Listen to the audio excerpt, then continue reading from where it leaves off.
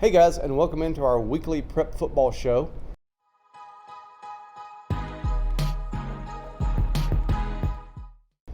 This week, we've made it. We're here at the BlueCross Bowl week for all the state championships will be decided, 9 in all, 3 each day starting Thursday. So we'll have 3 Thursday, 3 Friday, 3 Saturday.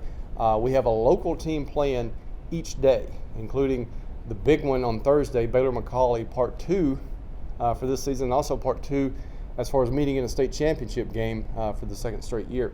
Of course, Baylor won the regular season matchup 44-12, but the bad news for them, you don't get to start with that margin. You don't pick up where it left off. So it's 0-0. McCallie has learned a lot, I'm sure, from that loss. They have won every game since that loss by double digits, so they're playing really well. Likewise, Baylor didn't rest on their laurels. They remained undefeated by winning every game since then, also by double digits. So Baylor is looking to go, they're 12-0 right now, looking to cap an undefeated season with a state championship for the first time since 1973. Now, of course, they won the state title 2 years ago, but were not undefeated. So this would be kind of a monumental feat for Baylor.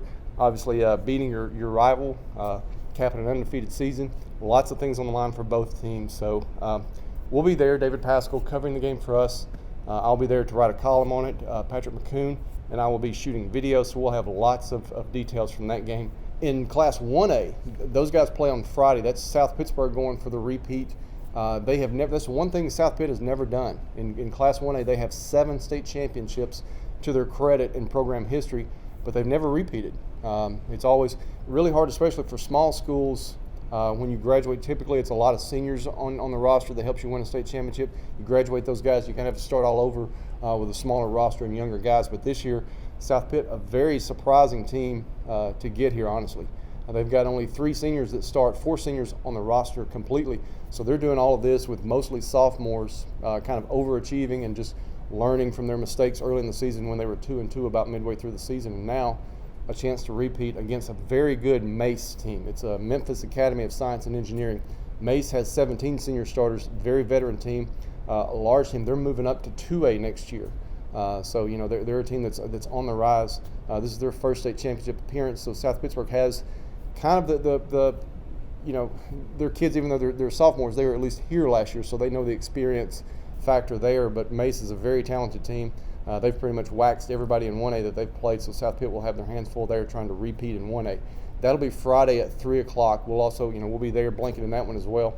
And then on Saturday at 3, Marion County will play Milan for the 2A state championship. Marion County looking for their first state championship since 1995. They were there from 14, 15, and 16, but took home the silver ball, the runners-up that year. Now they're looking to cap an incredible season, really. These guys have been really impressive all season long, looking to cap it with a state championship.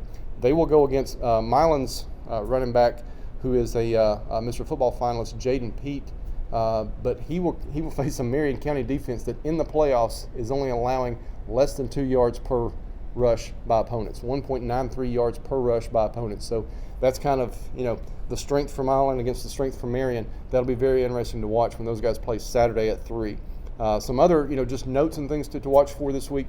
On Thursday, you'll also have CPA and Division II AA going for a repeat state championship. This is their 7th appearance in the title game in D2 AA. They're moving up to D2 AAA next year, looking to go out with a repeat.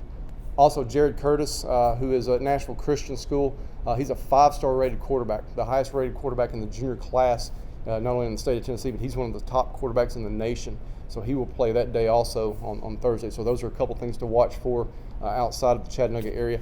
On Friday, Alcoa, which is moving up to 4A next year, they're going for their 10th consecutive state championship in 3A. Those guys have won, I think, like 48 straight playoff games. So they're looking to go up, but they're going against a very good Westview team with Graham Simpson, a freshman quarterback for Westview, who's thrown for almost 4,000 yards this year. So that one's going to be a really fun game to watch between those two teams. Really good teams there. And then, of course, on Saturday, you've got a couple of undefeated teams with Page going against Sevier County, and then also, and that's in 4A, and then in 6A, Murfreesboro Oakland, which is led by a Chattanooga native at running back, Dwan Morris, who just recently committed to Tennessee.